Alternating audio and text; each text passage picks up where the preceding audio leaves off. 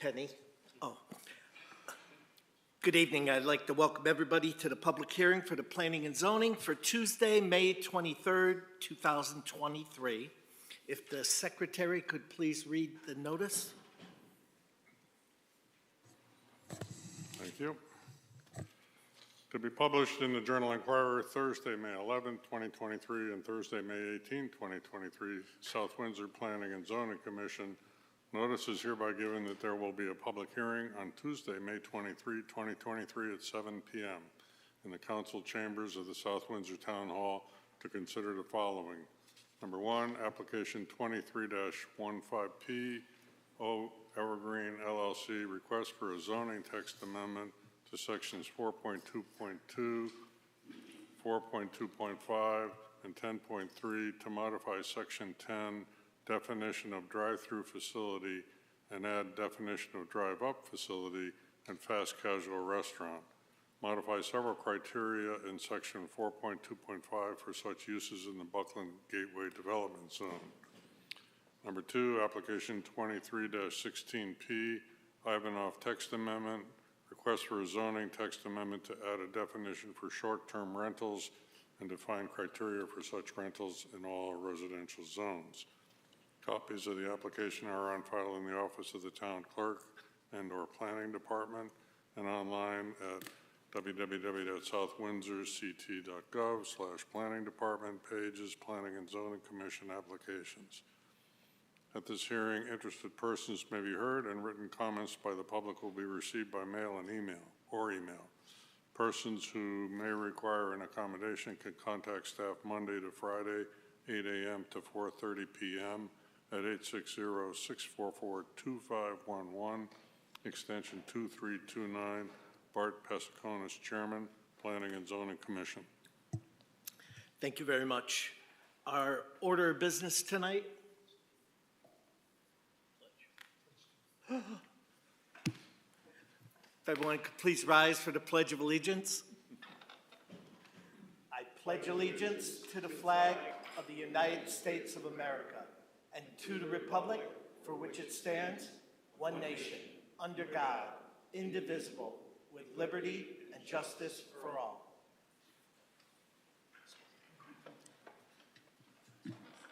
Thank you.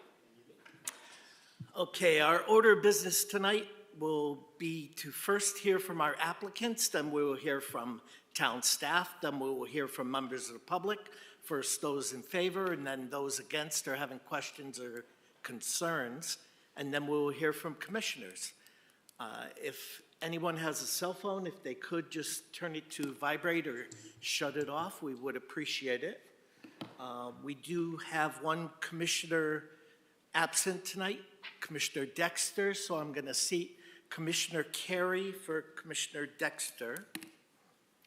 And we'll get right into it. I'll call the first application, application 23-15, O Evergreen LLC.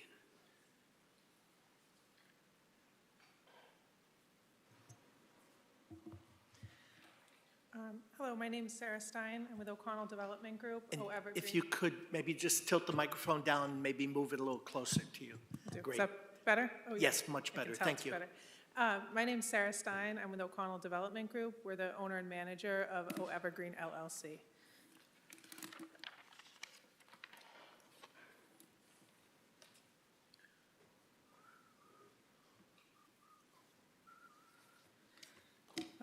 We're here tonight to talk about the zoning regulation text amendment application for sections 4.22, 4.25, and 10.3. I'm here with James Klusnick, also of O'Connell Development Group, and Mike Ceccarucci of Pullman and Comley. Mike's going to talk a little bit more about the zoning text amendment. Thank you all for your time tonight.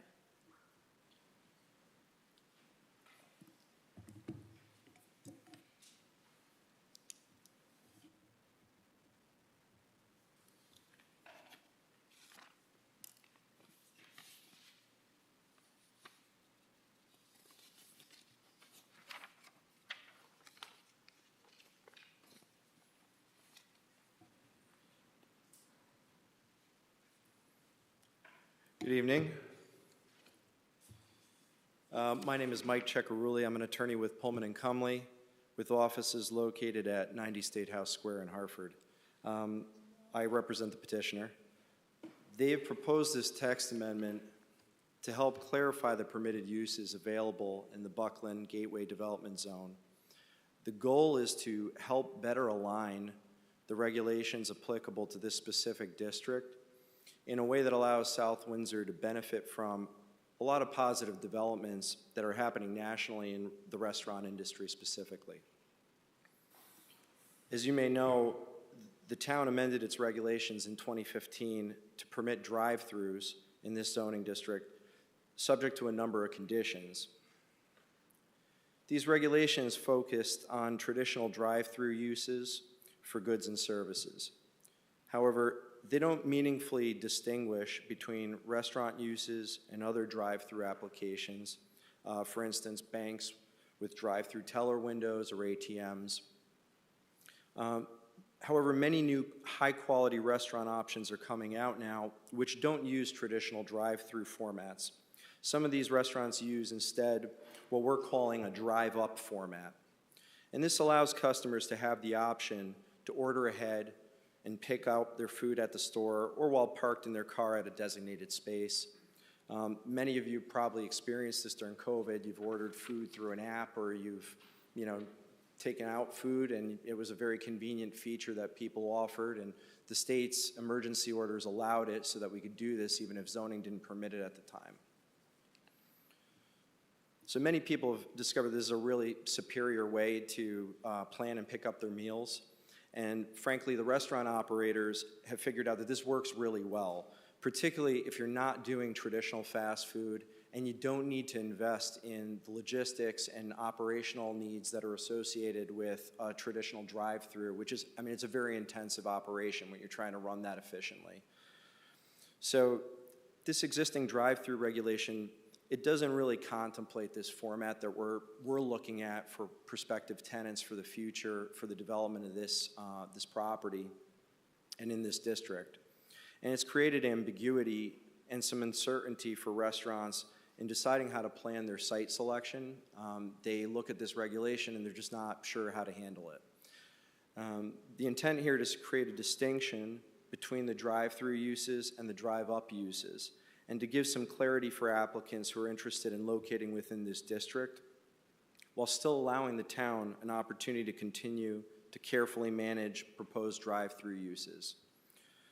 We've also proposed the creation of a new category of fast casual restaurant use, and that's really relevant to the drive-through facilities, and that reflects the trends in restaurant development nationally. The idea is here to establish a very high level of quality, a specific type of user who's going to be attractive to the town, enhance the evergreen district and the property generally, and also to have a level of quality and set the bar so high that you're not going to have to worry about the traditional fast food use and the externalities that sometimes come with that. We believe this proposed regulation change is consistent with the Plan of Conservation and Development. We appreciate your time and consideration of the application, and we'd be pleased to answer any questions you may have regarding it. Okay, thank you very much. At this time, we'll turn to our town staff, our Director of Planning, Michelle Leip. Thank you. This is a request for a zoning text amendment to section 4.22, 4.25, and 10.3 to modify definitions of drive-through facility, definition of a drive-up facility, and fast casual restaurant, and also to modify criteria of section 4.2.5 for uses in the Buckland Gateway Development Zone. As mentioned by the attorney, they have a new definition for the fast casual. It basically eliminates the requirement of food delivery on plates, which is what we had currently in our regulations. They did put some other requirements, frontage on at least non-arterial 2 roads, not allow franchise designs, and require the incorporation of outdoor seating, a minimum of 25%. Section A would require drive-up facilities to adhere to the same designs as drive-through facilities. Any new store is subject to the rigorous design standards, walkability, and access management requirements currently contained in the Buckland Gateway Zone. So this kind of just reinforces that. We do have one recommendation with a recommendation of this section 4.2.5F as it relates to drive-up facilities. We would not want to see the signage that we have with a drive-through facility. In other words, we don't want to see the menu board and the other boards that we allow with drive-through facilities. So staff would recommend that you just eliminate those provisions for the drive-up facilities. I think the applicant concurred with that recommendation. A zoning amendment is the appropriate time to consider any traffic impacts that could result from the proposed amendment. In this instance, the zone is well served by Buckland Road, so we don't have to worry about driveway cuts coming in from Buckland Road, and there should be no unusual infrastructure impacts from the adoption of this proposed amendment. Each site would be evaluated at the time of the site plan approval, so specifically, any site plan that does have a drive-through or drive-up, the traffic patterns and the walkability and all those kinds of things would be something that we would be reviewing with your site plan. The Town Plan of Conservation Development does not speak specifically to this issue. However, we do have some primary goals in Chapter 8, Business Development, to attract additional businesses that are consistent with the character and scale of its surroundings, encourage business development that builds the tax base and provides jobs and services. Vulcan Road Corridor currently supports a variety of commercial and mixed-use developments. This plan supports minor updates to the zoning to help accomplish business goals of the community. Normally, I would have a CROG report to read in. Unfortunately, there was a mix-up with CROG not receiving our amendment, so unfortunately, I will not have that report until next week. So I would respectfully request we keep the hearing open until June 13th to receive the CROG report. If the amendment is approved, the commission must find that it's in conformance with the town plan and must set an effective date. Thank you. Thank you very much.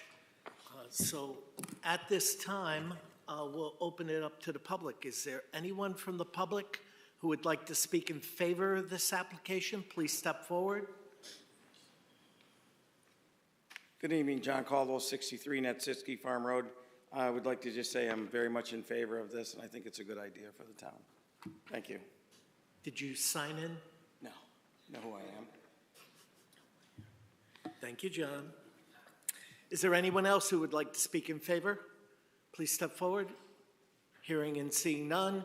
Is there anyone who would like to speak against or have questions or concerns? Please step forward. Hearing and seeing none, I will turn to commissioners. Commissioner Bernstein. Counselor, can you step up? So this is the kind of thing where an illustration would help me a lot. Can you give me an example? Your offices are in Hartford, right? Didn't you say? So you know the surrounding areas. Is there an example or two of the type of facility that we're talking about here so I can visualize it a little bit better than what I'm seeing on paper? Yeah, I think that with respect to the drive-through, there's really not a lot in terms of substantive changes that affect what is required. I mean, I can show you, it might be helpful, I don't know if you've seen a red line of the amendment in terms of, they have a copy of the red line. Right. So realistically, still a multi-tenant building. I mean, I live in Cheshire. I know in Wallingford on Route 5, there's some sites like this. There's a Smash Burger that's over there, and I think it's paired with a Panera. That's like, I think, an example where there's not actually a drive-through, but it's what we would consider a fast casual kind of pair-up that you would see that's very typical. I think for any specific property within this district, it's going to look a lot like what you have permitted traditionally for a drive-through because the regulations have not substantially changed. We're using your framework. The only real difference here is we're making this new requirement that the operator is in fact meeting the requirement of being a fast casual operation. And we've created additional restrictions in many respects, including how the access has to work. They can't access on the main arterial. They have to have multiple entries on other feeder streets. We think for, you can imagine, for instance, for the property that my client owns, which is in front of the Costco, you have the People's Bank pad site that's going up right now. That's something that they're doing. That's a site that obviously is going to be developed further. And we'd hope to see that that development's consistent with what you already have in the Evergreen Walk area.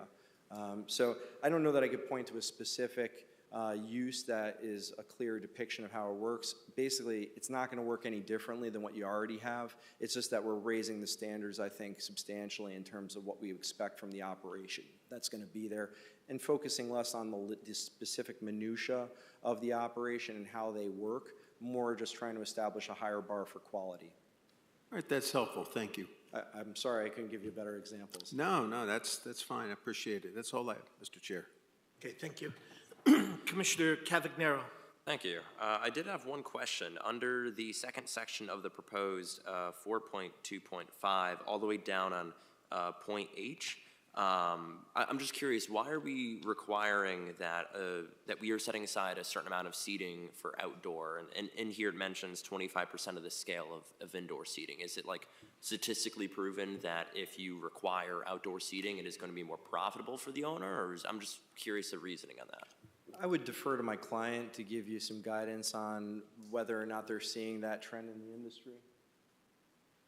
The intent is actually for the outdoor seating, promotes the walkable outdoor feel of the area. So, you know, sometimes with a drive-through, there's a concern that the walkable feel of an area is impacted. So outdoor seating often, I guess, is an opposing option that increases the walkable feel of an area. I would just add to that there are some POCD concepts that high level would apply to this, and in fact, you know, accessibility and I think promoting walkability is one of those features. Having your patrons go outdoors, it makes sense that that would be a feature that would be attractive and help promote that goal. Yeah, of course. Thank you. I'm definitely, you know, not against it. I was just curious on it, and I could definitely vouch for the walkability of the area. You know, there's a lot of high school kids that come through the area, go to the subway that's right next door. So I was just curious on that, but that's all I have. Thank you. Commissioner Viteri. No, I have no further comments. I think it's a good idea. Commissioner Foley. I got a concern that if you order ahead, right, and you're queued up in the drive-through, but you placed your order 5 minutes ago, right, and your food's not ready yet, and you're behind 3 cars, it's still, to me, like, you're still going to run into that whole drive-through, back up, the whole queuing. Explain to me how do you control when you're going to be able to get your food? Like, I'm having a hard time when you say high-end casual, and you can't give me an example. I need to have, like, I need some kind of visual. I could give you an example. I apologize for interrupting. Yeah, please, go ahead.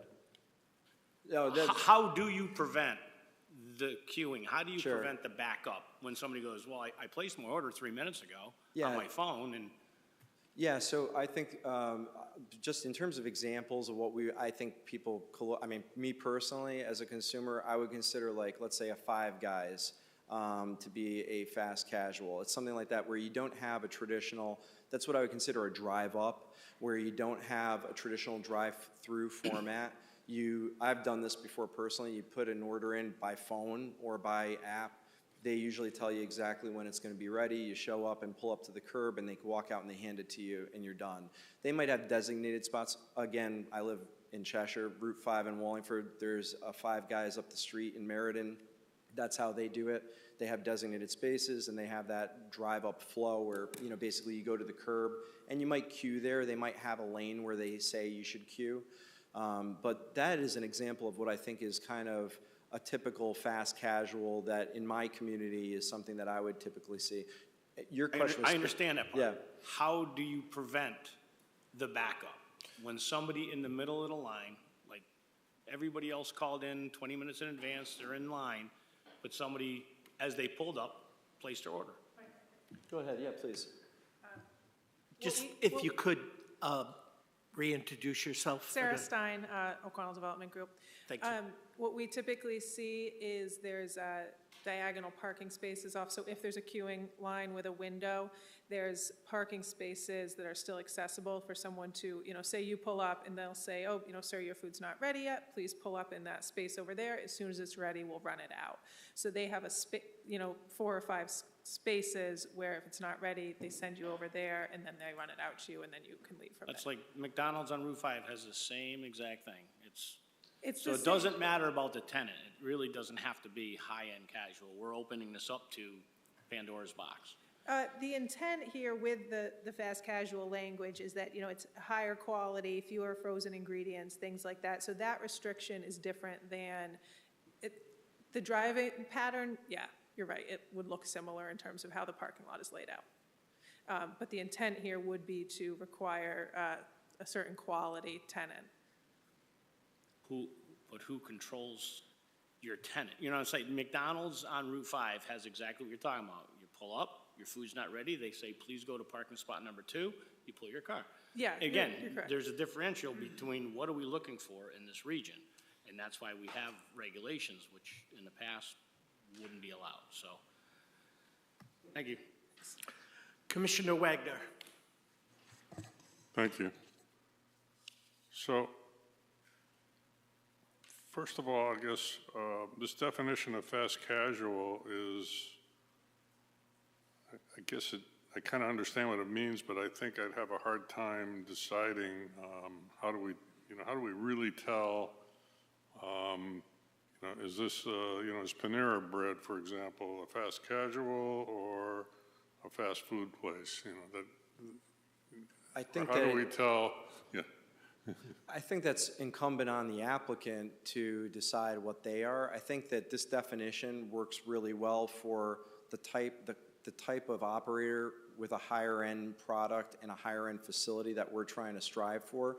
Your existing regulations, just to say it, your existing regulations focus on, things like silverware and, table service.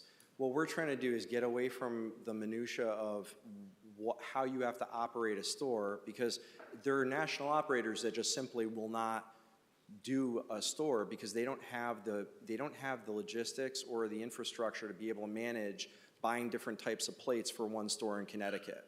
And so it's really to try to make it more uniform is focusing on what are the ingredients, what's the preparation model, what's the branding. I think for us that's really what the focus should be on instead of trying to dictate to the market what that operation is. I think I understand your objectives. I'm sort of thinking in terms of, in an actual situation, how to decide whether a place, it strikes me that this definition is very vague and conceptual rather than, precise. I don't know if you can come up with a precise definition, but it strikes me that this is got a lot of fuzz between that and a fast food place. Well, let me put it this way. Your current regulations essentially make it almost impossible to operate a fast food location in town. The current regulation that we're proposing is more restrictive than that, because we're saying not only do you have to meet all these criteria, but you also have to have fresh ingredients that are minimally processed, and you have to meet this additional standard.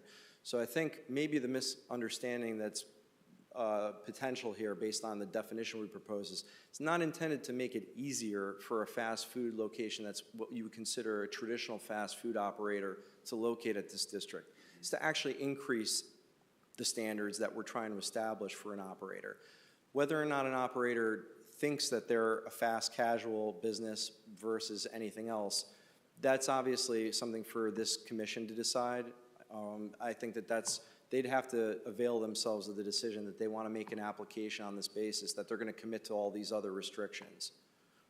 Okay, let me switch to some other. I thought of some examples where this definition of drive-up facility might apply. How about a pizza restaurant? Would that be, suitable for a drive-up facility? You order your pizza, you come there, and instead of walking in, which I do at Buckland Pizza about twice a week now, instead of walking in and getting my pizza, I pull up to a window and I get it.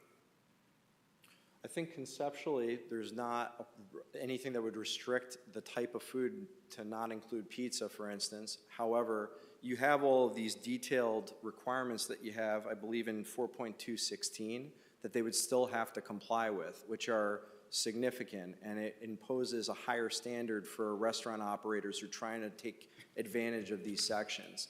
So they'd have to comply with all those other requirements that are already in place. We're not modifying those. So I'm thinking more about looking at these definitions out of the context of this section 425.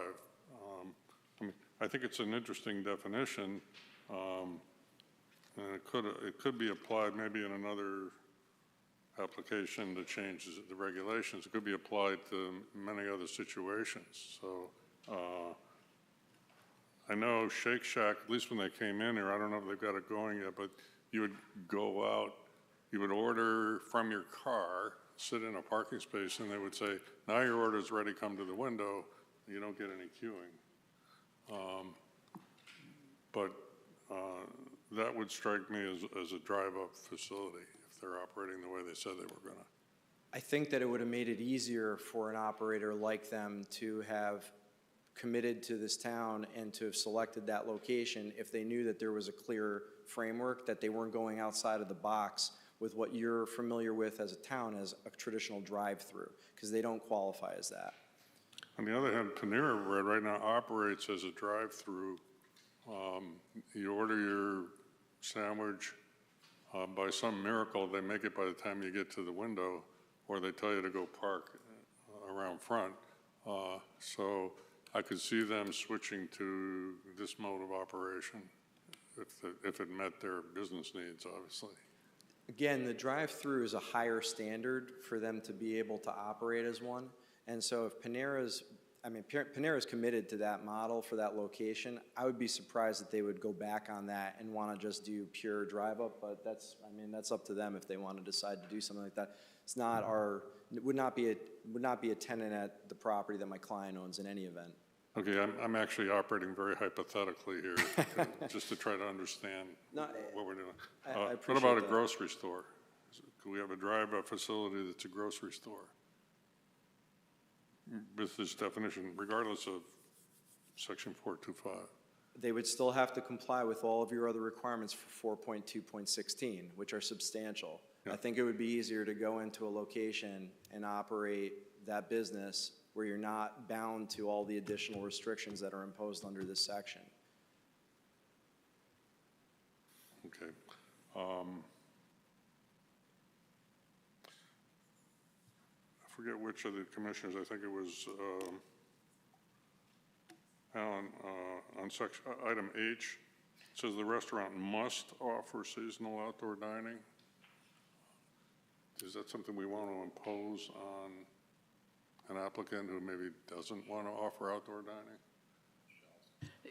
Maybe I could comment on that since I was the one that encouraged them to put in the regulations.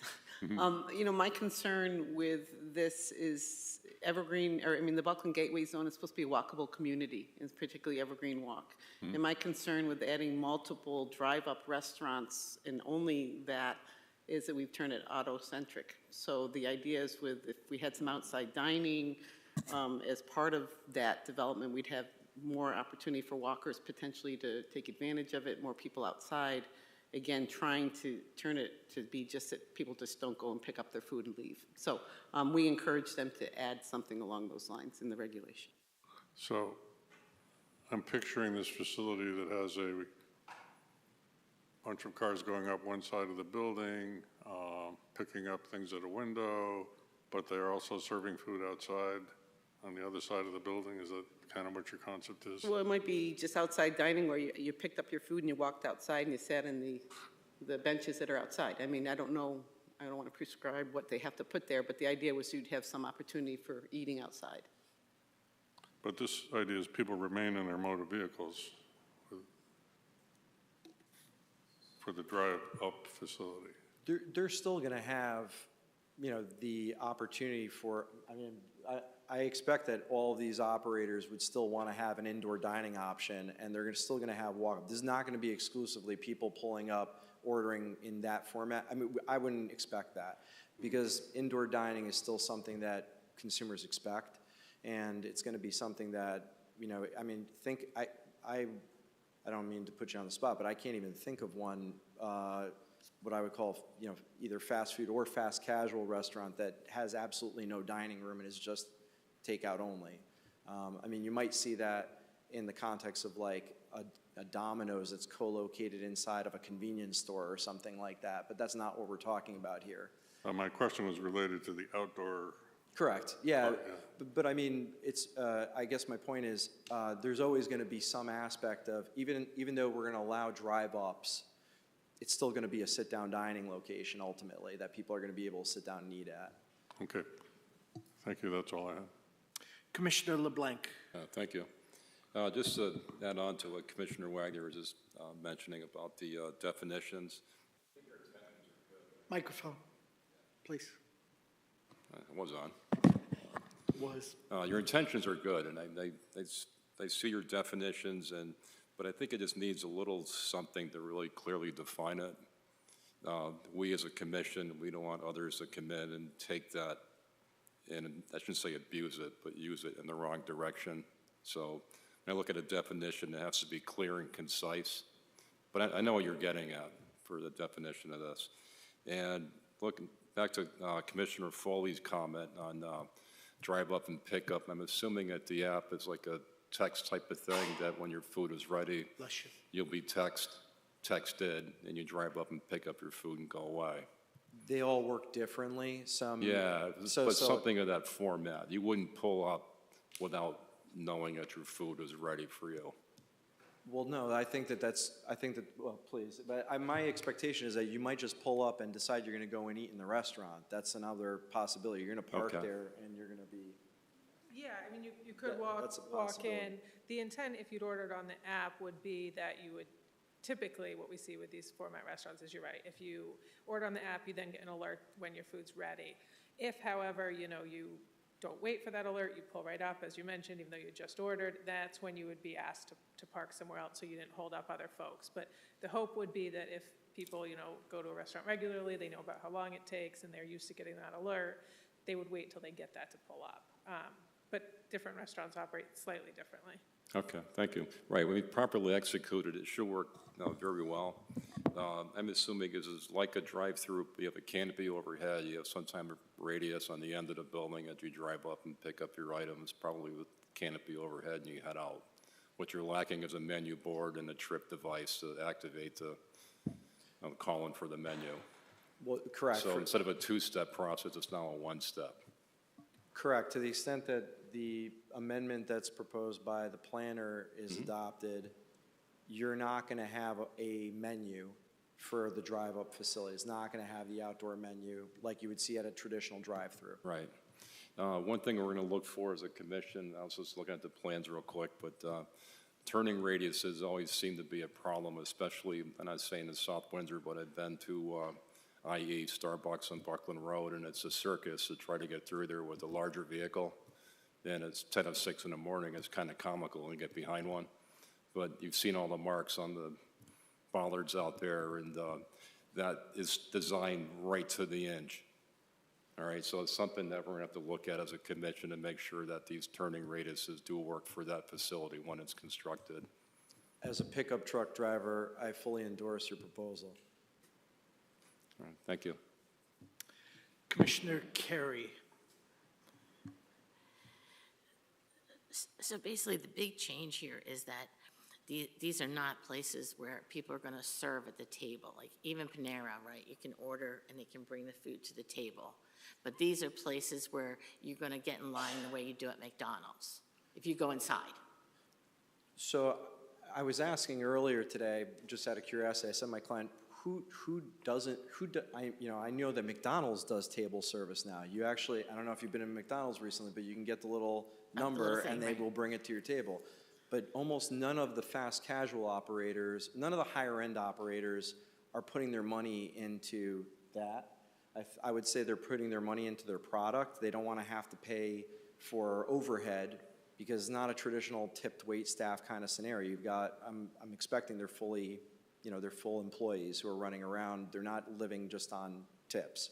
So, I think that the delivery requirement, the table delivery requirement that you presently have creates a lot of restrictions that you're foreclosing out the opportunity to get a lot of operators that are very high end that would be a very attractive addition, to any community. It's just that that's not their model. They don't do table service.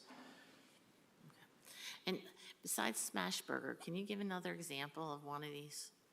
Well, I mean, I think The Smashburger that I know of in Wallingford is just one that I offered. But I mean, if you could think of any, you know, I mean, burger joints, I think, are kind of ubiquitous. So you're thinking of like your Five Guys or Smashburger, Shake Shack, or any of these other operators.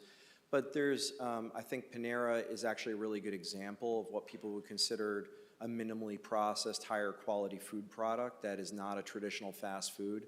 And I mean, I think you just look around in the communities around us and you see who's going up. You know, I don't want to say Chick-fil-A, but I think a lot of people would consider a Chick-fil-A to be a fast casual. I don't know if that's inappropriate. You tell me if I'm wrong. But you know, the problem with naming names is like you know, different restaurants are regional in some instances. They have different formats. They all try different things depending on where they are. The goal is to have a really high-end development here. It's in everybody's interest. This is a very successful retail center. It's essentially a showpiece for this town in terms of what's possible with good economic development and planning principles. I think everybody wants that to be, I mean, it's in my client's interest to make it attractive and to get a home run here in terms of what kind of tenants they attract, and they want to keep that quality there.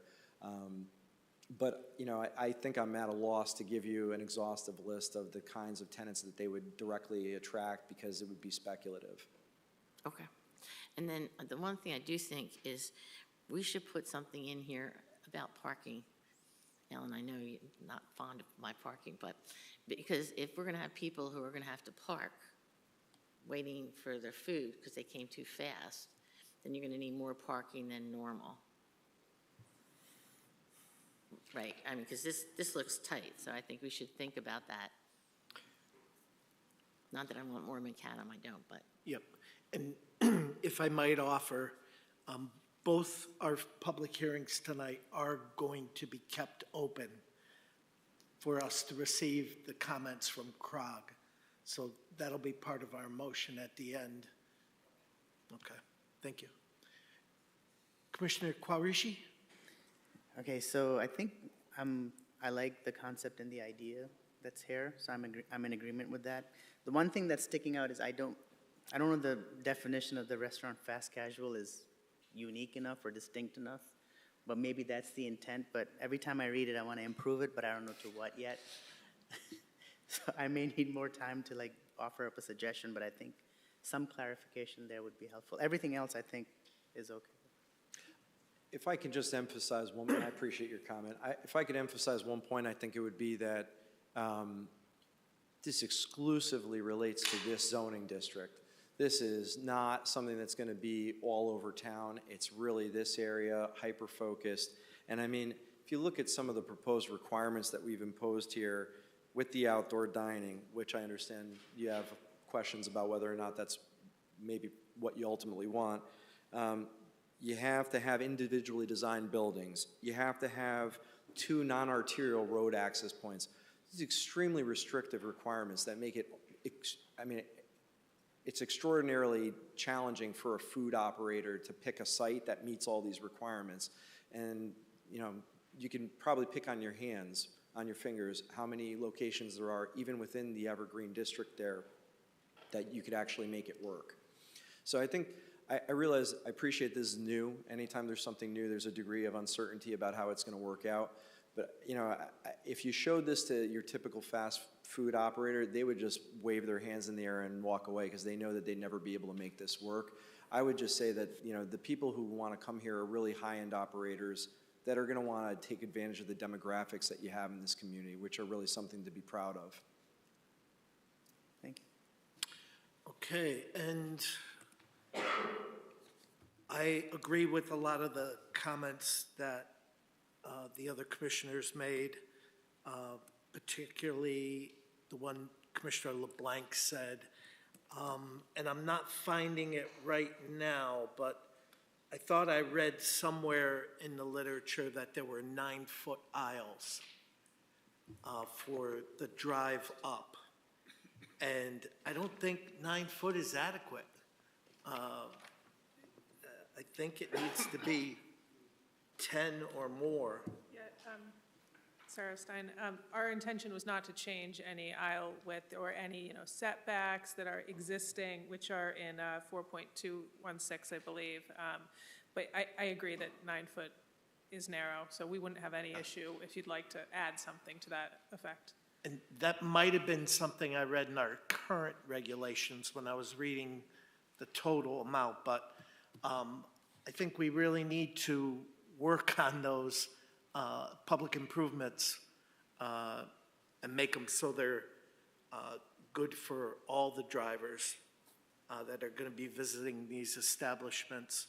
I did have a concern about longer queuing because the food is going to be specifically made for the clients, but I do understand the system of how it's, or I believe I understand how it's ordered and when people are going to be directed to come through the drive-up. And I think that was a good point that you brought up, Commissioner Carey, about the parking, if you want to call it reserve parking or whatever, for the people waiting to get into the line. We'll have to look at our parking requirements in regards to the regulation also. I just want to make sure we're covered and we're doing the best we can and making it a positive and not a negative. Commissioners, anyone else have anything they'd like to say? As I said, I would like to keep the public hearings open for CROG input, but Right. Commissioner Foley? Yeah, I guess the question's for Michelle. Who would make the decision whether the franchise or whoever this company comes in that they fit within the fast casual and not fast food? That would be you, your commission. I mean, it's your definition, it's your regulations, so you would interpret it. So, I mean, we had in regulations to keep fast food establishments out of that region. We wanted to have, Again, you've done it by standards and requirements. In other words, it doesn't say that no fast food is allowed. You put in requirements that makes it so fast food Drive-thrus doesn't and want to whatnot. go into there. So I think your definition tries to differentiate it from a fast food. And if someone wants to come in, they need to demonstrate to you that they're meeting that definition. I mean, my concern is as the world is changing and, we got computers in our, nobody even needs, for any of the, and I'm not gonna name names, but any of the fast food restaurants, you know what you're getting pretty much when you already get in the line anyways. And if not, you just go like this on your phone and you got it. It's already figured out. So I don't wanna cheapen my town by, to me, this almost seems like a little bit of smoke and mirrors. Like we're going to approve something and then next thing you know, we've opened up Pandora's box and we can't stop it. Once we make, you know what I'm saying? I do. You understand, because you might not have a menu board, which is in the regulation. You don't need one. It's right here. The menu board's here in my hand. So I pull up, and who are we to discriminate against a fast food versus a fast casual? Well, I guess let me pose this to you. Under your current regulations, you have the silverware and flatware requirements, right? Mm-hmm. What if McDonald's decided to comply with those? You wouldn't be able to stop them. So I don't think that the current regulation, I mean, it's theoretically possible, like Jack in the Box did this in California. They made some high-end sit-down restaurants. This happened about 15 years ago, and everybody made fun of them, and they ended up closing them all. But that did happen. So I'm not saying that your existing regulation is bad, because obviously you feel that it's done a good job in achieving the goals that you had. My only point is that it's possible that this regulation is overly restrictive the way it is, where you're foreclosing out the opportunities to have a lot of better offerings available in town that would not consider coming to town because of the level of restriction, specifically with the flatware and the silverware. So, I appreciate your point. I don't know that I have an answer for you, other than you'll be the one who is going to be vetting at each of these applications as they're submitted to you. And it's within the board's discretion that it could change this regulation on its own at any time. You have that ability to do that sua sponte without anybody petitioning for it. That's a legislative act. So, I mean, respectfully, I think that we're looking for something that adds a degree of flexibility where you could still attract a prospective tenant that's a really high-quality tenant that otherwise is not paying attention to this town as an opportunity. And this is such a great asset in terms of a location. You're going to get somebody good. That's my personal opinion doing a lot of this. And I get it, but and again, like if you gave us a list of who fits this criteria, it might help. But right now, when it says it's not to be a franchise or a fast food chain, well then who do we got? And I don't want to hear Smash Burger. I don't want to hear Five Guys. I want who is this high end? You know what I'm saying? Maybe I have to do some research. One thing I do want to point out is that the other criteria that we have. It's still in place. Right, but it's, a lot of that tells who you're going to have. Like, it's not a standalone operation. It's got to be a multi-tenant building. 100 square foot building. Oh, I get it. Okay. Okay. And the point I made before might have actually have been another application that. You talking about the 9 feet? Actually, in our requirements, it says for the drive-through, it has to have a minimum of 9 feet width, Okay. the current requirement. Yeah. Okay. I didn't know if you wanted more examples of, what we see as fast casual. I mean, we see restaurants where they're making your food sometimes in front of you, like a Moe's Mexican restaurant. Chipotle is a similar function that would be similar. We see higher-end coffee shops as another application. And then, some of the burger places. I'm, for some reason, thinking of the Mexican and burger at the moment. I'm sure there's other, maybe hot tables, paninis. I'm not sure how much they're down into Connecticut. They're in Massachusetts right now. But those are a couple of the type of people where you're ordering and you can make a modification. You often see your food being made depending on, I'm thinking Moe's right now. But anyway, just wanted to offer something else of, the type of tenant. We're not talking where, sit-down restaurant, obviously, but we're talking somewhere in between traditional fast food and a sit-down restaurant.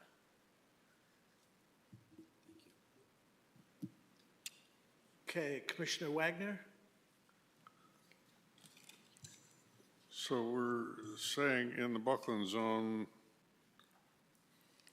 a drive-through facility has to be fast casual. It can't be just a plain old fast food restaurant. That's what this is basically doing, right? And then we're refining the criteria here. So the other restaurant I'm thinking of that I go to a lot is this thing called Pokédon, where they make a very nice custom-made bowl of whatever you want. So you have a lot of choices, or you can get the standard, and since I'm very impatient, I get the standard bowl. They don't have the drive-through, drive-up. They don't have a lot of seating, but I would say they're, in many ways, this fast casual might apply. I don't know.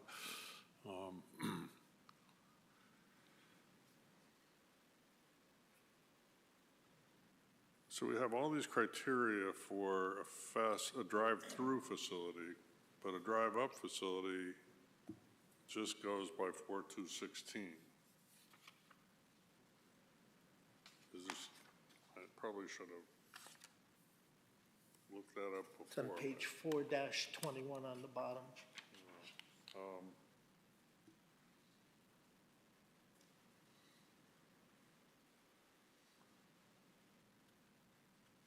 The pages are out of order. That's part of my problem. I hate it when that happens. Actually, the numbers are out of order. Okay, so we have a pretty strong standard, that it's just that they don't have all these extra requirements. So what is it that they're allowed to do because they're a drive-up facility that they don't have these requirements here? A drive-through facility has to be further away from Buckland Road. Again, when we crafted the 2015 regulation, when Panera was going in, you don't see cars queuing up from Buckland Road. They have to be behind the building. So there's some of those other criteria, assuming you'd have cars in a queue, that are written in for drive-through facilities that wouldn't apply to a drive-up facility. If I could just make one other point too, and I apologize, I keep interjecting. You know, what I think the perception is for a lot of perhaps what you don't desire in town, it seems to be that those types of operators are extremely heavily focused on drive-through operations. So, you know, and I'll make a bet, I might be wrong, but I'll make it publicly. I would bet that Wendy's would not do a location that didn't have a drive-through and a menu outside. I would bet that McDonald's wouldn't do that in a suburban area like this, because that's a huge component of their business. You know, if you look at what the drive-through does in terms of revenue for a location for a traditional fast food site, it's a very large number. And I do this having represented a number of fast food operators in different cities in Connecticut. So I would just say, you know, if the focus has been traditionally trying to avoid attracting specific types of operators that are perhaps of a less desirable quality for town for whatever reason, you know, the drive-through is a critical component of that for most of those operations. And that's why there's that additional focus on the drive-through operations. I think that's a reasonable, you know, basis for why those additional restrictions were imposed. So a drive-up facility, though, is not required to be fast casual or higher.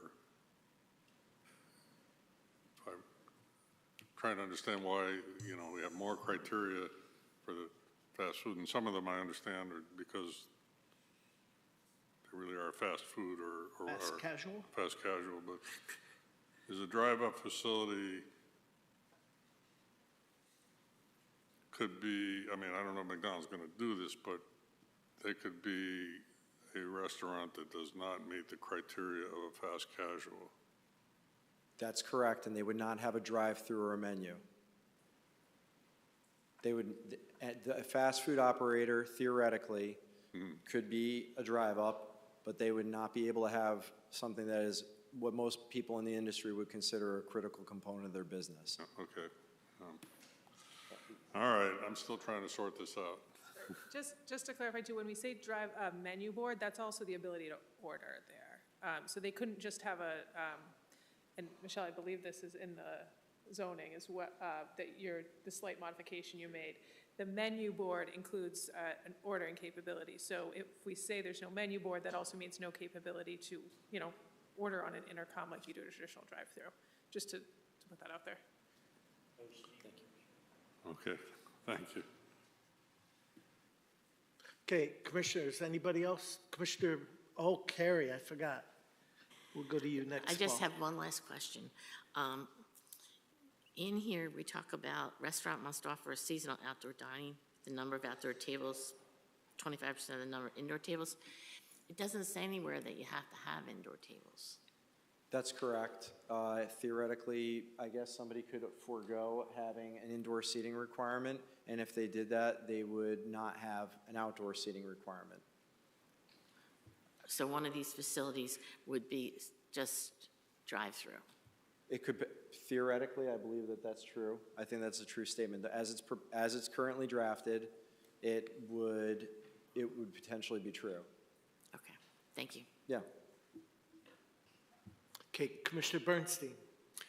Comment and a question. So the comment, I would recommend to my fellow commissioners that we not get too hung up with this nomenclature of fast casual. Having worked in this space, what I'll tell you is that these subcategories of fast and fast casual and so forth were largely developed for the marketing end of the industry to create competitive sets. One of the main publications that covers the industry is Nation's Restaurant News. And if I brought that in, it would give you pages and pages of all the brands that fit into all these subcategories. So if we really want to see who they are, I can get them, the applicant can probably get them, so you can see who we're talking about here. The question I have is for Michelle. If I'm reading this red line right, and I don't know if I am, but it seems to say that if we adopt this text amendment, then we are precluding fast food from coming to the town. Am I seeing that right? No, No, you're coming putting, to the you're gateway putting, zone. it's a Buckland Gateway Zone, yeah, but you're Got also it. putting in certain criteria that if a fast food can meet these criteria, then they can come to town. But this is specific to the Buckland Gateway Development Zone, this particular text amendment. Got it, thank you. Commissioners, anything else? Okay. At this time, I'll ask for a motion to continue this public hearing to our June 13th date. Yes. I make a That's our motion next to meeting. continue this application to the June 13th date. Okay, we have a motion. Do we have a second? We have a motion and a second. Any discussion? All those in favor of the motion say aye. Aye. Those opposed? Motion passes unanimously. Thank you. Thank you for your time this evening. Okay, our next application is application 23-16P, Ivanov Text Amendment. Do we have someone here? Good evening. Good evening. Do I need to sign this?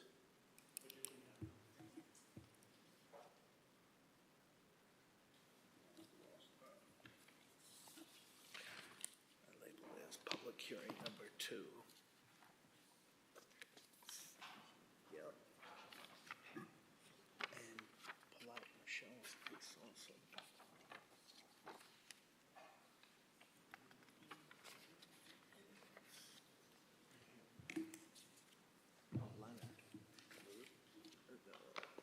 Let's see. It came with all this stuff too. You remember that? Good evening. Oh, no. My name is Vasily Ivanov, and I'm proposing to bring clarification to short-term rentals. As the Article 3 on the residential zones, there is no wording for short-term rentals. And I'm not a lawyer, so I wrote a little something to speak to you guys. Thank you for giving me the opportunity to address you today regarding the necessity of short-term rentals in our beloved town of South Windsor.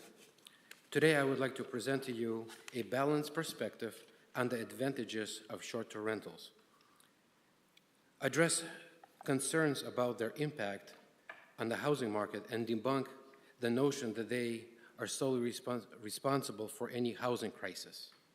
Let us begin by acknowledging the benefits that short-term rental bring to our community.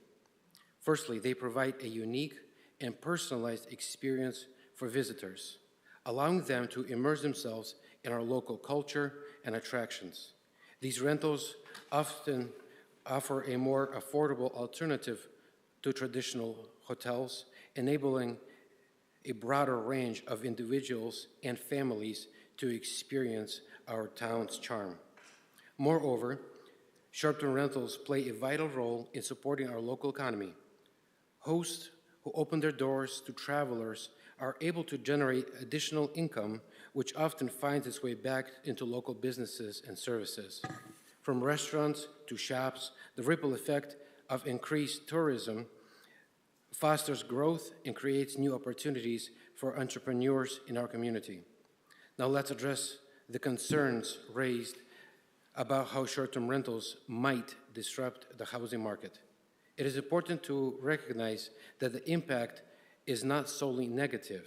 While some argue that these rentals reduce the availability of long-term housing options, it is essential to consider the full picture. Many short-term rental hosts are homeowners who rely on that income generated from these rentals to sustain their properties and contribute to the local economy. By allowing and defining short-term rentals, we can empower property owners to make ends meet, which ultimately benefits the overall stability of our housing market. Furthermore, it is crucial to dispel the notion that short-term rentals are solely responsible for any housing crisis that may be present. Multiple factors contribute to housing challenges, including population growth, limited housing supply, and economic factors. Placing the blame entirely on short-term rentals oversimplifies a very complex issue. Instead, we should focus on implementing comprehensive housing policies that address the root cause of housing challenges while considering the diverse needs of our community. In conclusion, short-term rentals serve as a valuable asset to the town of South Windsor. They offer a unique experience for visitors, stimulate our local economy, and provide homeowners with additional income to support their properties. While concerns about their impact to the housing market might be valid, it is essential to approach this issue and recognize that the short-term rental are just one piece of a much larger puzzle. By embracing a balanced approach and implementing thoughtful regulations, we can strike a harmonious balance that benefits both our residents and visitors alike. Thank you for your attention, and I encourage you to consider the positive contributions that short-term rentals can make to our community. Together, we can build a prosperous and inclusive South Windsor for all. Okay, does that complete your presentation? Yes. Okay, then we'll turn to our town staff, our Director of Planning, Michelle Light. Thank you. So this is a request for a zoning text amendment to add a definition for short-term rentals and define criteria for such rentals in all residential zones. The applicant's proposal would allow short-term rentals by obtaining a permit in the planning department. The proposal defines a short-term rental as a type of accommodation where a property owner or rental operator rents out a furnished property such as a house, apartment, or room to guests for a temporary stay.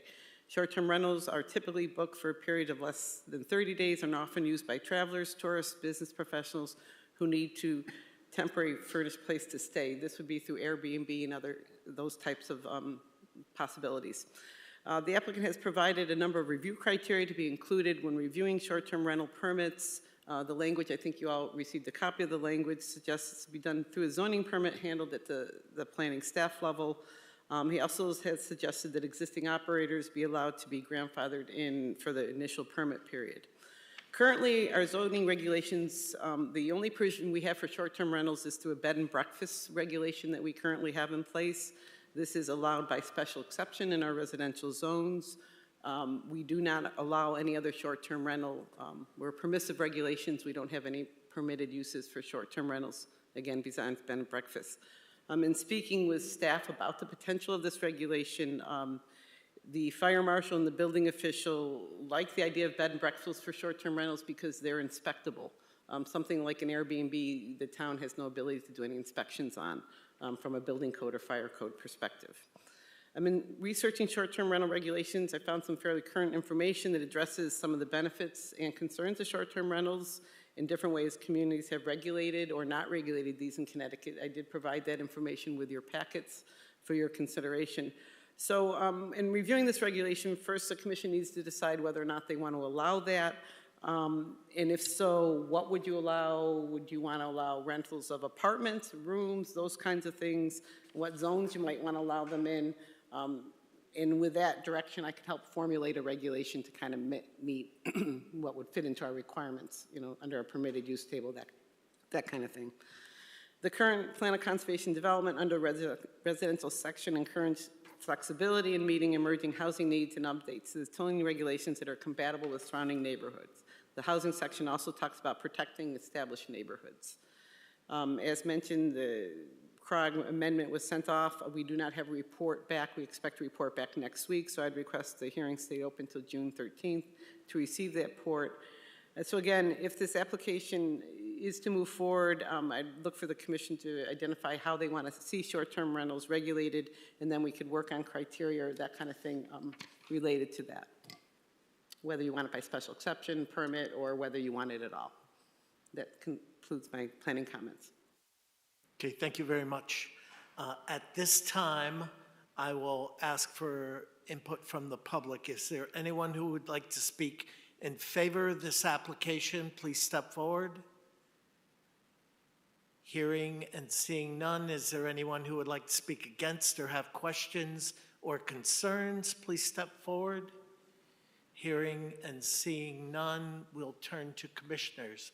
Commissioner Quarishi. So I do like the idea of Airbnb and stuff in neighborhoods, but I'm also very concerned because other communities have had to deal with this. So if you imagine a neighborhood where average house in South Windsor, which probably is all neighborhoods now, is like 650, and you start doing an Airbnb and the community is used to seeing certain type of people in the neighborhood, but then month over month it changes. So there are disruptions, and I don't know, we probably have to have a very strict regulation around what happens and which neighborhoods, or if you have PUDs and stuff that can allow or not allow these types of things. I think it's a Pandora's box. It's a can of worms. We probably have to think through this a little. I mean, I don't mind the idea of having Airbnbs in town. I don't know if it should be permitted in every neighborhood, especially if citizens in that neighborhood may object, if a regulation allows for it and no one has the ability to say no to it, right? So I think, and other communities have had to deal with this, so I think we should be careful and probably think about what the regulations should be, if we're to allow it. Okay, thank you. Commissioner Carey. I agree with you. I think we need to do some more research into it to better understand it. I don't have a problem with it, but I think that we have to understand how it's been done in other towns, what works, what doesn't work, you know, what concerns might be. Okay, Commissioner LeBlanc. Thank you. I like the idea of this, and on a positive note, a lot of good comes with this, but I've seen the other side. I do travel. I was just in Florida recently on a trip, and I was up in Vermont on a ski trip this past winter, and it's just something I see quite a bit up north, around Stratton or Mount Snow. These people rent these things out, and you get 27 college students in a house that sleeps 3 or 4 people, and it becomes just like Animal House. And it's the lack of regulation is really, I think, is the problem. It's the old argument with having a taxi or having one of those ride things you call up, and it's the lack of regulation with it. And again, I see the positive side of this, but there has to be guidelines and some type of regulation that goes with it. Otherwise, it becomes a huge issue for neighboring properties, and I've seen it all, trust me. So I need a lot more information than what's contained here in order to approve something like this. Okay, thank you. Thank you. Commissioner Wagner. Yeah, I guess I've heard too many horror stories, lack of oversight by the national or international company like Airbnb or other companies.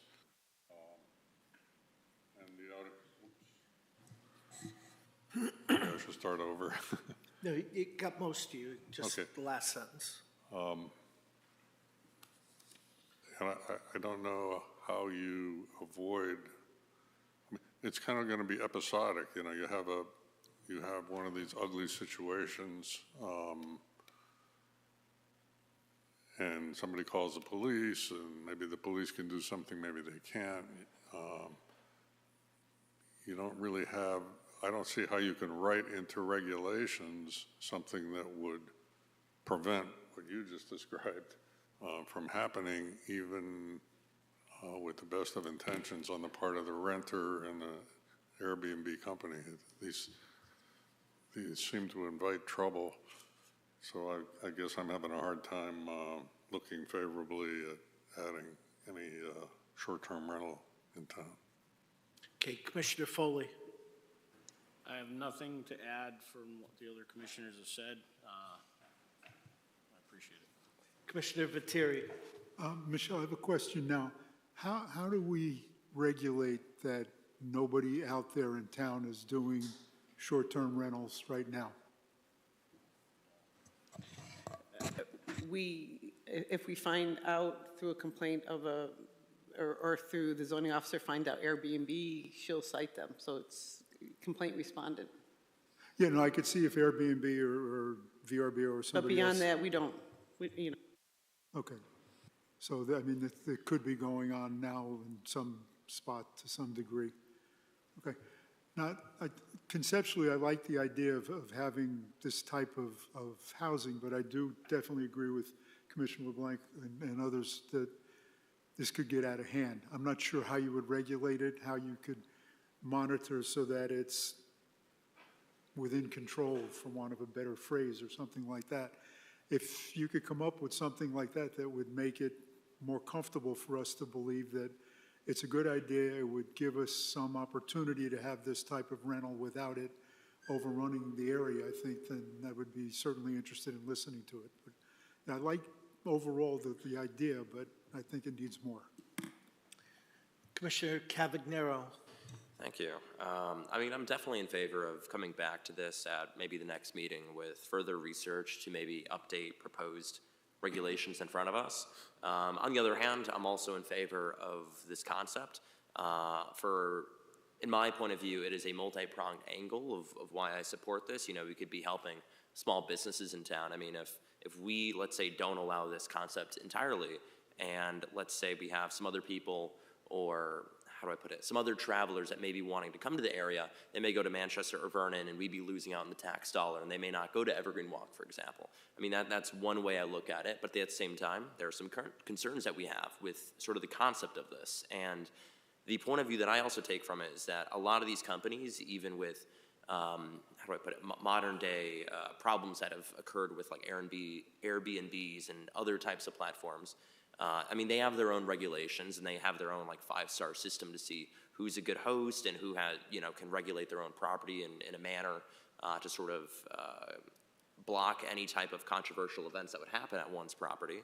And the other point of view that I take from it is that, you know, if someone owns a plot of land and it's their house and they choose that they don't want to live there and they want to have it as a short-term rental, they should have the freedom to do that. So, I mean, that's sort of the approach that I take. I do agree that we should come back to this with more information to make an informed decision. But no, I'm in favor of this concept, and that's really all I have to comment. Commissioner Bernstein.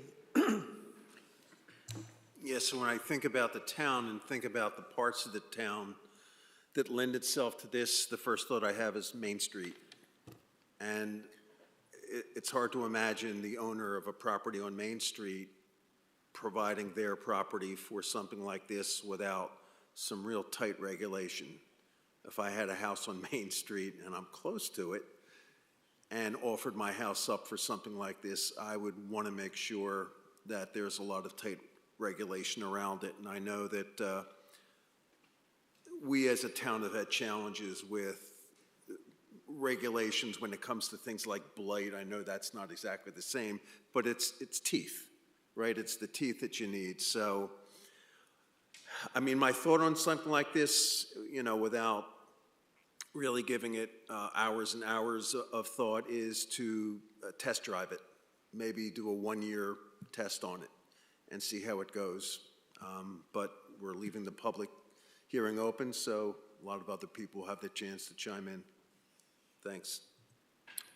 Just expanding on that a little, would it be possible, I'm not saying it's the way we're going to go, but to do it under a T&C?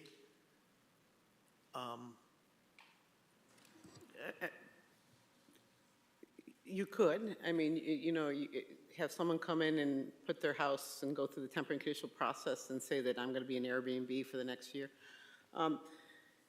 Yeah, I guess with some of the comments, just hearing what you're saying, some of the safeguards you could think about is it be an owner-occupied situation and only allow an apartment be rented. So it has to be a legitimate accessory apartment.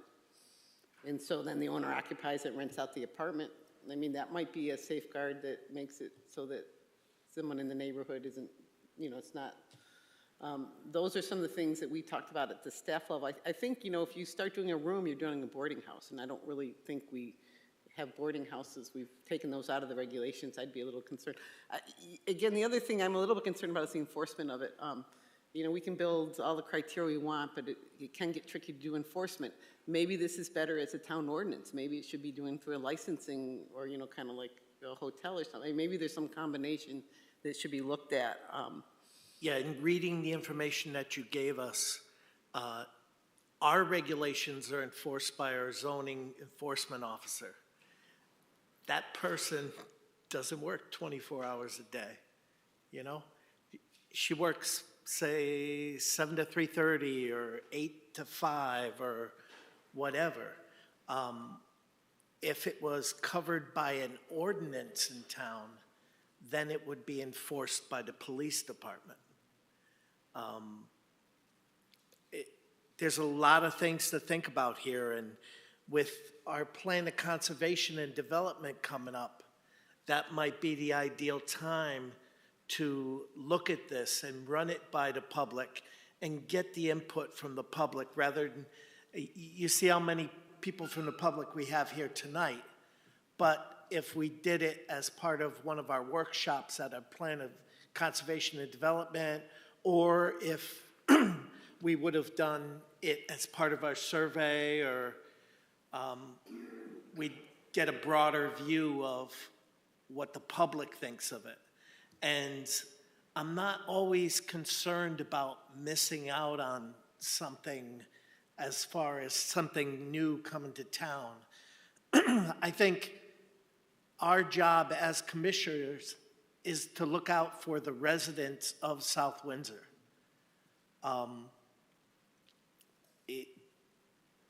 There is a lot of broadness that we have to look at in regards to this. Like, there's a possibility the homeowner has to be one of the units, I know Commissioner Foley has pushed that a lot in the past, and that might not be a bad idea. But just where we are with this, and I'd like to see what CROG has to say, of course, so I am going to be asking for a motion to extend it to our next, or our June 13th meeting. And I've heard a lot of concern about, or from the other commissioners, about how this can be not necessarily abused by the applicants, but by the people who actually do the short-term rentals. So I would have to have some really solid regulations to see whether or not I'd be in favor of this. So at this time, I'll see if, are there any other comments or questions, concerns any of the other commissioners have? Commissioner Cavagnero? Yeah, I was just flipping through the Southeastern Connecticut Council of Governments document that we were provided. I know a couple of us had concerns with sort of party houses. It's addressed on page 2 that, those are both banned by Airbnb and Vrbo or VRBO, with other recommendations of what potential regulations, how should I put it, municipal regulations for zoning, like, for example, caps on rentals, density controls, parking and neighbor notification, stuff like that, that sort of answer all of our concerns. So maybe when we return to the public hearing, and this is on what I'm reading now. It's page 5. It's not labeled page 5, but it's basically Office of Legislative Research document put together, sort of highlighting the concerns that we just had. And I guess when we come back to this document, or at least this application, we could touch upon these concerns with at least recommendations or requirements, is what I'm saying. Because I don't want to see us just say, no, let's take a pass. It seems too risky if we have all the necessary steps right here. And there are other communities in Connecticut that have done a test trial or at least have gone down this route. And from what I'm aware of, haven't seen detrimental effects to the community. So I'm just putting it up as caution. I don't want to see us miss an opportunity to not only help the tax base, but also help, I guess you could say, business owners who want to put out their house to people that want to live there for a short time. So that's all I have to say. Okay, thank you. I do just want to point out, in our schedule of dates to act by, we would have to act by July 13th on this application. Actually, you've got a different timetable because we can keep our hearing open. Then 30 days after? 65 days after the hearing closes. Okay, Yes, so you'll have a little. thank you for that clarification. Okay, Commissioner Pisiconis, can I address some of this? Is that okay? please. Okay. Some of your concerns, the number of occupants. Airbnb limits one person, per bed. Say, for example, if you have a queen-size bed, you're allowed 2 people.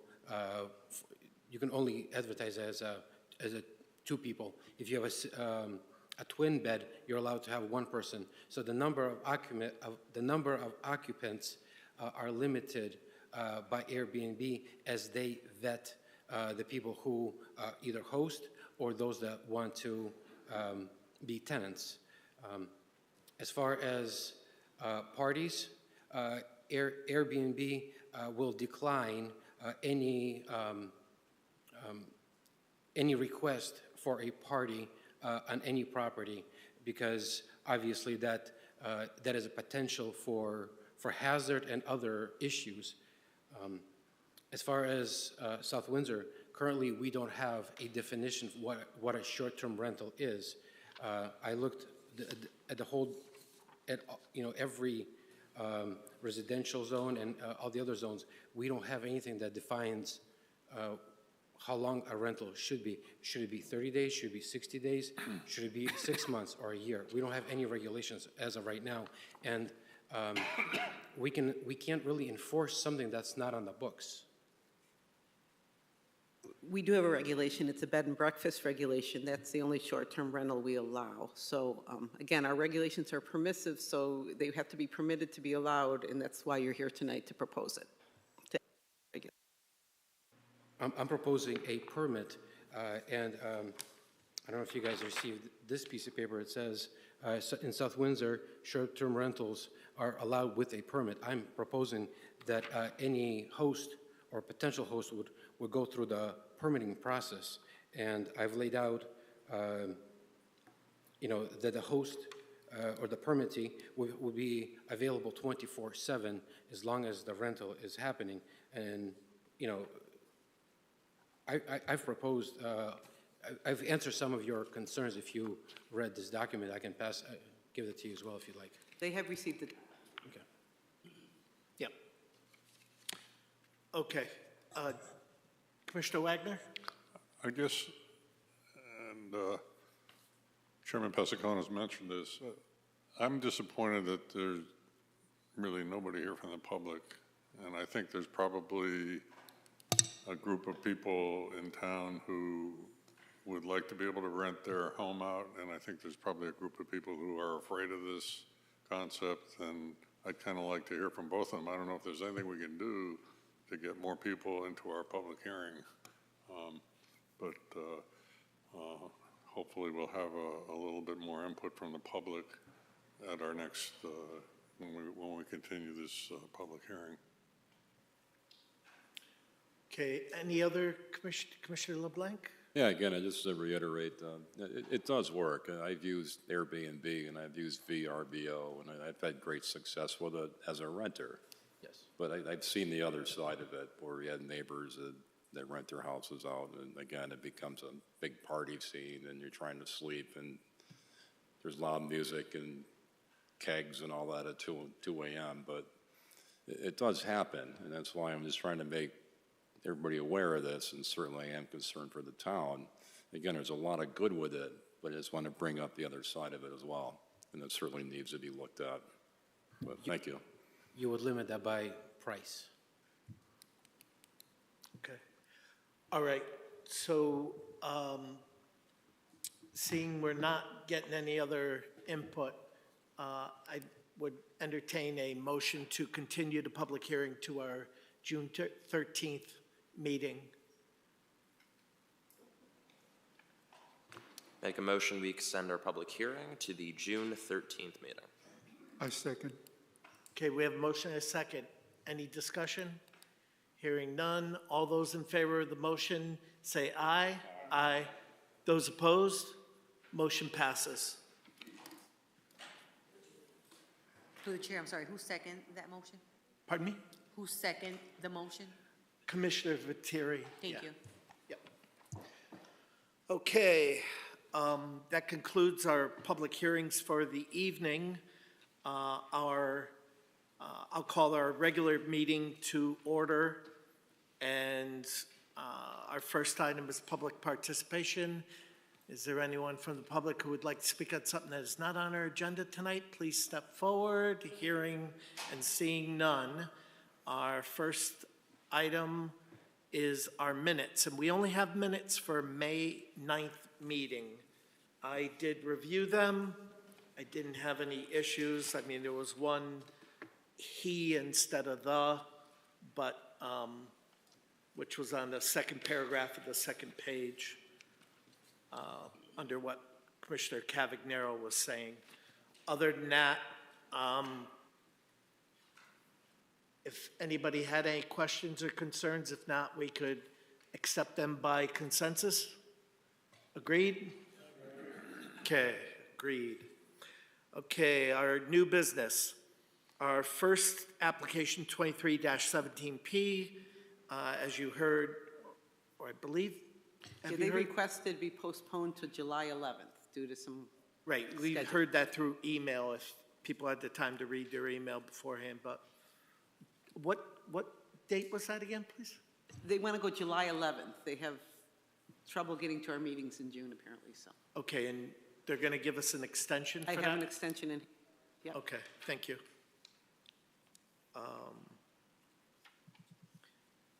So our next item is application 23-19P, Town of South Windsor Farmers Market.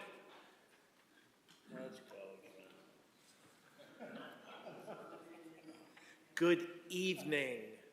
Thank you for evening. waiting and being My so pleasure. patient. Want me to sign in again? Please. You're good, John. All right. Good evening. What we'd like to do is make right now the farmer's market currently is a seasonal site, and we have to renew the application every year. We want to make it a permanent location.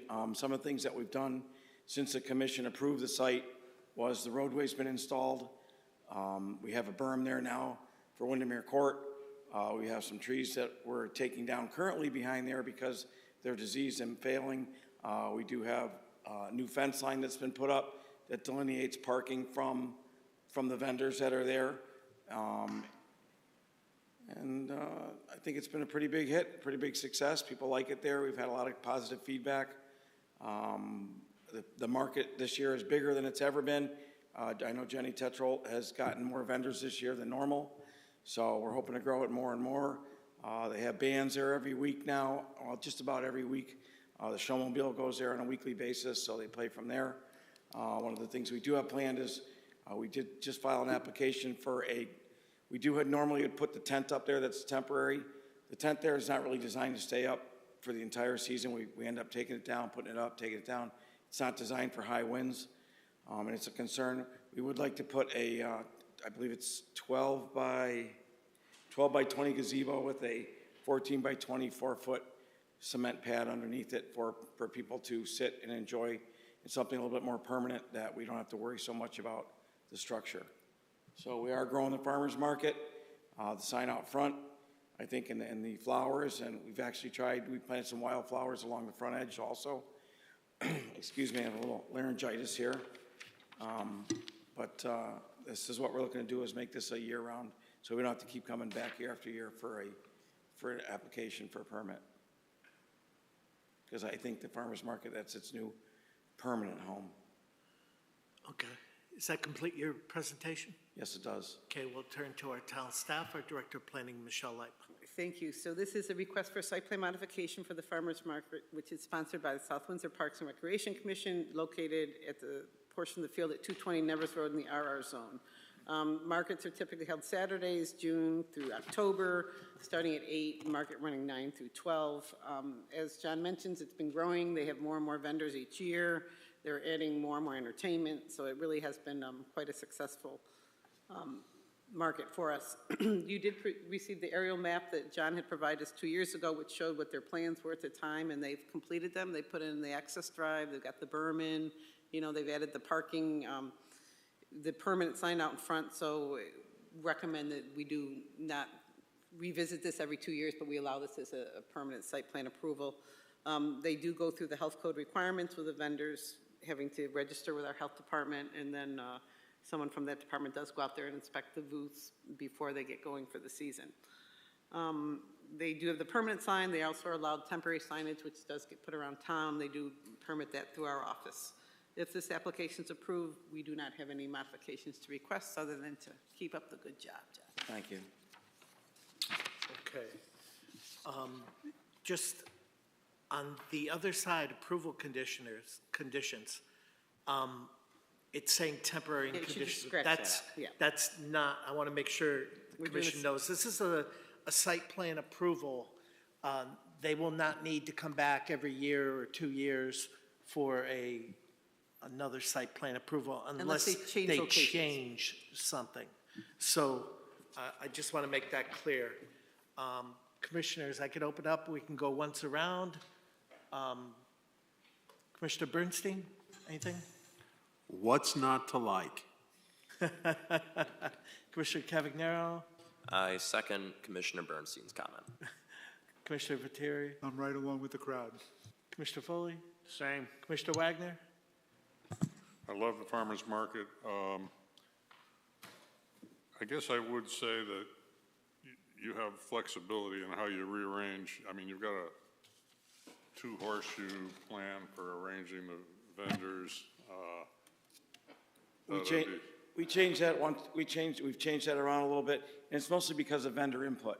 We find out what the vendors and the patrons like, and they seem to like one big horseshoe now. So if we can keep to that model, we're going to. It depends on how much it grows. There might be a middle row, there might, we have to change with how big the people that are running the farmer's market make it, and we as the park department can restructure the site with what we have to work with.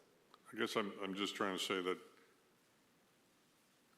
I really don't think we're specifying how you arrange the vendors here. No. So you have that flexibility. That's one concept. And I love the farmer's market. Thank you. Commissioner LeBlanc? It's a great thing, John. Just a couple of simple questions. Any issues with maintaining a roadway getting in there? Has it been a problem for you? Or? The only problem that we've really seen is more of a dust issue. One of the things that we've done for almost every farmer's market, if it is a dry day, we have a watering truck now and a watering trailer that we can go down and water it. We've talked about some calcium on it, but we're not really sure if we really want to do that yet or not. Okay. But we have watered the road, and we usually have someone here to do that early in the morning before it starts. All right. How about site power? Do people bring generators for if they have a Most setup of that the needs vendors power? will have their own generators, but they're all, if they have theirs, they're all compliant to the health department, and we do supply 2 generators, which are the Honda EU 3500s, which you can basically stand next to, and you can still even hear me talk tonight. Normally, you can hear me talk over a normal generator, but. Okay, so that format works for you? Yes, it does. Ongoing and long-term? Okay. All right. Thank you. Commissioner Carey? I love the farmer's market. No, good. Commissioner Quarishi? I was gonna say it, but Carrie said it. Well, tell your friends. As far as the building or structure you want to put up there, are we going to see a print on that or anything, or is that? It's just a 4-post open-air gazebo. So it's something you're going to work with town staff on? Yes. Okay. Michelle, I got to ask, due diligence, any complaints registered? No, no complaints at all. That's impossible. In this, yeah, okay. I had to ask, hours, since this is going to be a site plan, we're not really going to be setting hours anymore. That was like temporary and conditional. Correct. You're sticking, you have The set hours are hours, gonna but- stick, if we do make a change to it, we'll come to the commission with that, but the hours right now are as stated in the, Yeah, I And don't regular think hours. they really need to come to the commission because it's a site plan approval, it's not a special exception. So once we approve it by site plan, then you can do what you need to do. all right, okay? thank you. Okay. Other than that, just expansion-wise,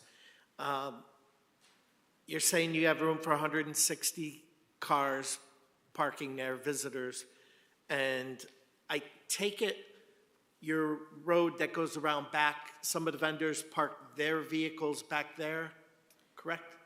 Most of the vendors are gonna park almost right behind where they're located. Right. So we have enough room behind all of them if they need to park, but there is a little room at the end of the road also. Okay. But we also have, if it's spilled over, we can park on the opposite side of the road also. Okay. All right. It's definitely a positive for the town. I don't have any other questions. Commissioner Cavagnero? Yeah, actually, just thought of this. So, of course, as Chair Pasconas just alluded to, there's a gravel path that goes behind where the vendors are, and it ends. If you look on the southern part of the what was provided to us, the map, you can see a gravel path that then flows up and goes to the right-hand map or right-hand side of the map. I'm not sure if it'd be possible if, again, this doesn't have to be immediate, or maybe the Parks and Rec just takes it under consideration to sort of connect the gravel path to the other gravel path or road that ends. Would that be possible one day, or There's no? two connectors there already. Okay. They happen to be grass. It's Okay. easier for us to actually maintain. When the big mowers go up there, the 16-foot mowers, there's a path that goes from Rotary Baseball that cuts right through the old field stone wall. And then there's also one that heads right up to the trail. It's just past the roadway of that, and it's just a grass roadway. We kind of want to keep it grass like that because when we open that big road up, sometimes cars will drive down there. I do not want them driving past there and going up into the stone dust trails with the walkers. Gotcha. All right, thank you. Okay, commissioners, anything else? Okay, well, if there's no other discussion, a motion would be in order. I can make a motion to approve application 23-19P, Town of South Windsor Farmers Market. With the following conditions? Yeah, where are they? Thank you. All right, with the following conditions. Number one, the market will be held weekly on Saturdays during the months of May through October. Setup will begin at 8 a.m. and generally run from 9 a.m. to 12 p.m. Future dates should be submitted to the Planning Department on an annual basis. The Health Department must be consulted and proper permits obtained for vendors selling or providing food at the market.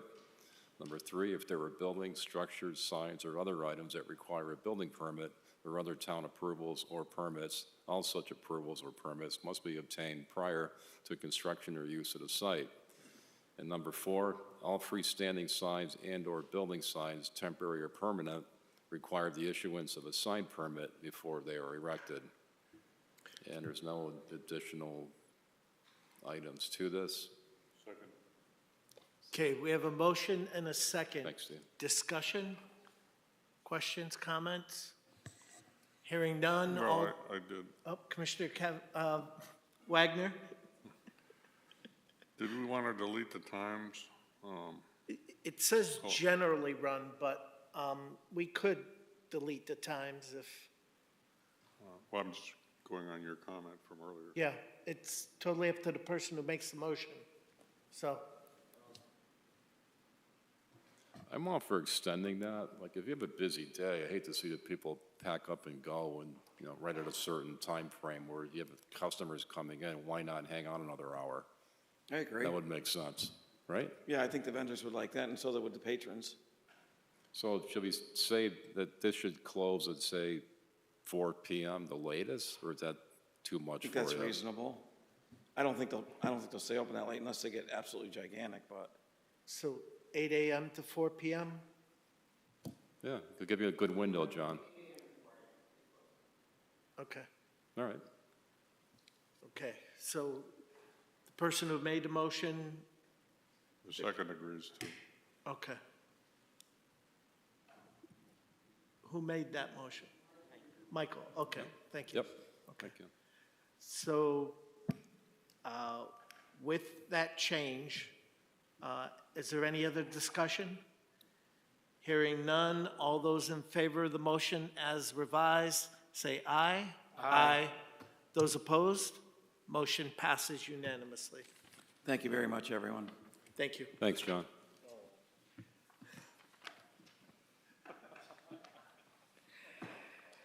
Okay, our next item is bonds. I don't believe we have any. Old business, Michelle? No. Well, actually, I just want to let you know that the survey that you guys worked on last week should be ready to go by the end of this week. So probably Friday, I'm working on a press release that will be both advertising the survey as well as our upcoming community meeting on June 6th. So I have a draft press release that we'll be getting out in the next day or two. We will be putting it out onto our website with a banner along the front, saying click here to do it, as well as getting it out through several listservs that the town has, Recreation Board. So that'll be our primary means of getting it out. Secondly, I think I mentioned to you all that during Strawberry Fest, we'll have a booth that will have a QR code that people can take pictures of to do the survey. So we'll do our best to promote it. Been getting flyers around town as best we can. Worked a little bit with our consultant on what the June 6th workshop's going to look like. So we're all gearing up for that. So just to keep you up to date on that's Okay, status of that information. great, thank you. Commissioners, do we have any other business? I'm sorry, just have one other quick thing. You have 2 applications that were being received tonight. There's 2 more that I left the slip upstairs, so I just want to put on the record that we did receive the Cussin Enterprises site plan for a 12,000 square foot building over off of Mascola Road. And we also received a major home occupation for someone on 20 Oxford Drive that would like to put a medical office in their house. So those, in addition to the 2 that are on your agenda, will be officially received tonight and will show up on your old business starting Those next week. other ones are on the website, correct? Portions of them are getting there, yes, more. Okay, Tomorrow they'll be totally there, but yeah. okay, One of them is and one of them's halfway. fair enough. And we're Okay. hiring soon. Totally understand.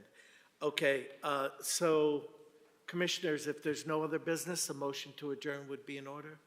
Motion to adjourn. We have a motion, do we have a second? We have a motion and a second. All those in favor of the motion say aye. Aye. Those opposed? Motion passes. Good night, everybody. Thank you.